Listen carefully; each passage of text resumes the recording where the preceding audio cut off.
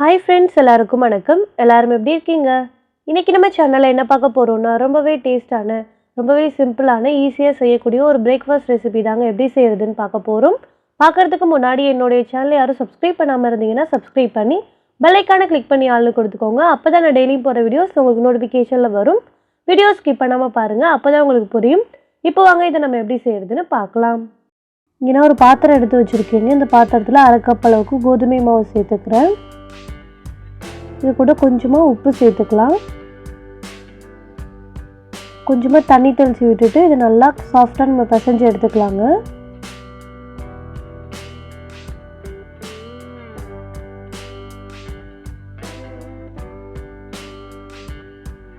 இங்கே பாருங்கள், நல்லா நான் பிசைஞ்சிட்டேன்.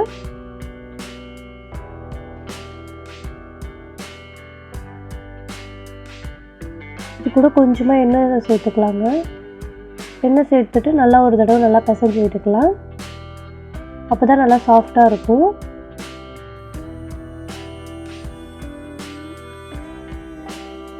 அவ்வளோதாங்க, நல்லா நான் பிசைஞ்சிட்டேன். இங்கே பாருங்கள், நல்லா சாஃப்டாக இருக்குது பாருங்கள். இதை ஒரு சைடு எடுத்து வச்சிடலாம். இங்கே ஒரு பாத்திரம் எடுத்துருக்கீங்க. அந்த பாத்திரத்தில் 2 முட்டையை உடச்சி ஊற்றிக்கலாம்.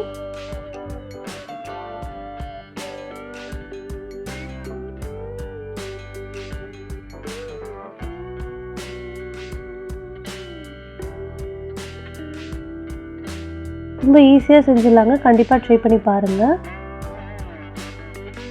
அதுதாங்க, முட்டையை சேர்த்தாச்சு. இப்போ நல்லா இதை கலந்து விட்டுக்கலாம்.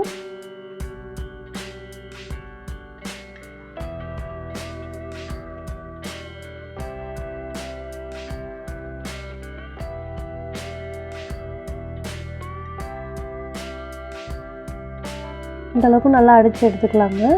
இது கூட 2 பெரிய சைஸ் வெங்காயம் நான் கட் பண்ணி வச்சுருக்கேங்க. அதையும் நம்ம இதில் சேர்த்துக்கலாம். அப்புறம் ஒரு தக்காளி கட் பண்ணியிருக்கீங்க, அதையும் சேர்த்துக்கலாம். கருவேப்பிலை, கொத்தமல்லி கொஞ்சம் கட் பண்ணியிருக்கீங்க, அதையும் நம்ம இதில் சேர்த்துக்கலாம். ஒரு பச்சை மிளகாய் காரத்துக்காக. இதெல்லாம் சேர்த்து நல்லா நம்ம மிக்ஸ் பண்ணி விட்டுக்கலாங்க.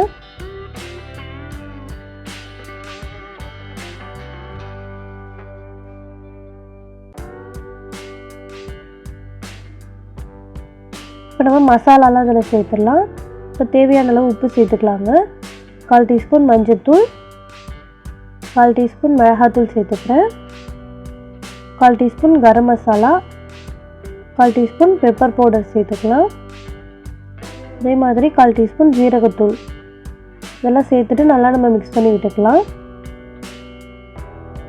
சின்ன பிள்ளைங்களுக்குலாம் செஞ்சு கொடுத்தீங்கன்னா பச்சை மிளகாவை எடுத்துகிட்டு நீங்கள் மிளகாத்தூள் கொஞ்சம் எக்ஸ்ட்ரா சேர்த்து கொடுங்க. ரொம்பவே டேஸ்ட்டாக இருக்கும், நல்லா விரும்பி சாப்பிடுவாங்க. இது நல்லா நுரைச்சி வரணுங்க, அந்தளவுக்கு நல்லா மிக்ஸ் பண்ணி அடித்து எடுத்துக்கலாம். நல்லா நுர வர அளவுக்கு நல்லா அடித்து எடுத்துக்கலாம்.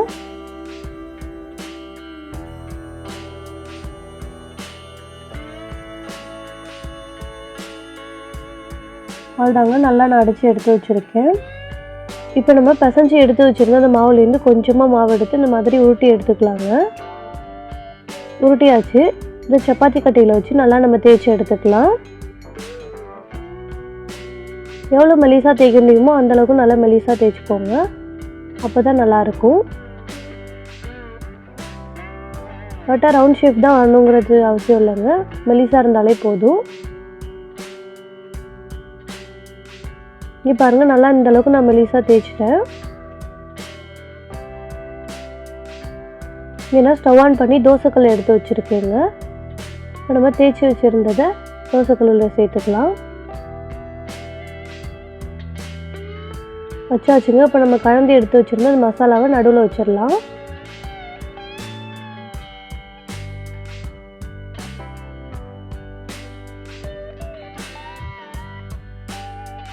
அவ்வளோதாங்க, வச்சாச்சு.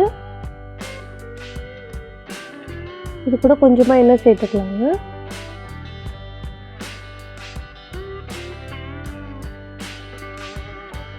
இப்போ இதோட 4 சைடுமே நல்லா நம்ம மடித்து விட்டுக்கலாங்க.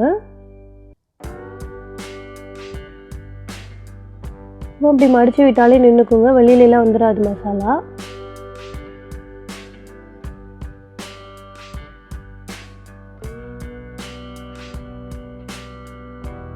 அவ்வளோதாங்க. இது கூட 1 டீஸ்பூன் எண்ணெய் வந்துட்டு சுற்றிலும் ஊற்றி விட்டுறலாம். இதை 2 சைடுமே நல்லா திருப்பி விட்டு நல்லா நம்ம வேக வச்சு எடுத்துக்கலாங்க.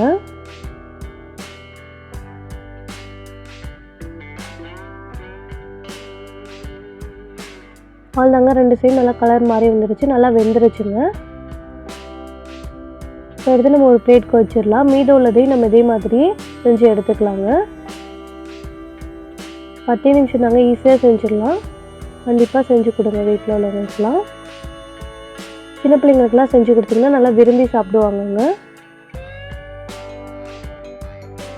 வீட்டில் உள்ள பொருளை வச்சு ஈஸியாக செஞ்சிடலாம்.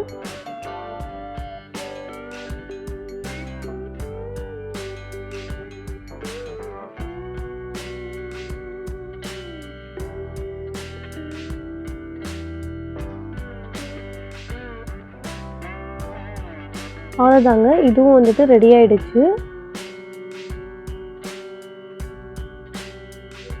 இதை எடுத்து நம்ம ஒரு பிளேட்க்கு மாற்றிடலாம். அவ்வளோதாங்க, பிளேட்க்கு மாற்றியாச்சு. பார்க்கவே எவ்வளோ அழகாக இருக்குது பாருங்கள். ரொம்ப டேஸ்ட்டாக இருக்குங்க. இதை நம்ம 4 பீஸாக கட் பண்ணிடலாம். இங்கே பாருங்கள்.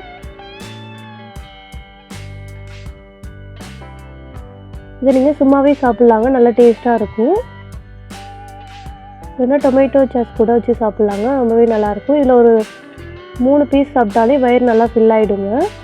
அவ்வளோதாங்க, ரெடி ஆகிடுச்சு. கண்டிப்பாக ட்ரை பண்ணி பார்த்துட்டு எப்படி இருக்குங்கிறத கமெண்ட்டில் சொல்லுங்கள். இந்த வீடியோ உங்களுக்கு பிடிச்சிருந்துச்சுன்னா என்னுடைய சேனலை சப்ஸ்கிரைப் பண்ணி பெல் ஐகானை கிளிக் பண்ணி ஆளில் கொடுத்துக்கோங்க. அப்போ தான் நான் டெய்லியும் போகிற வீடியோஸ் உங்களுக்கு நோட்டிஃபிகேஷனில் வரும். லைக் பண்ணுங்கள், ஷேர் பண்ணுங்கள், கமெண்ட் பண்ணுங்கள். தேங்க்யூ.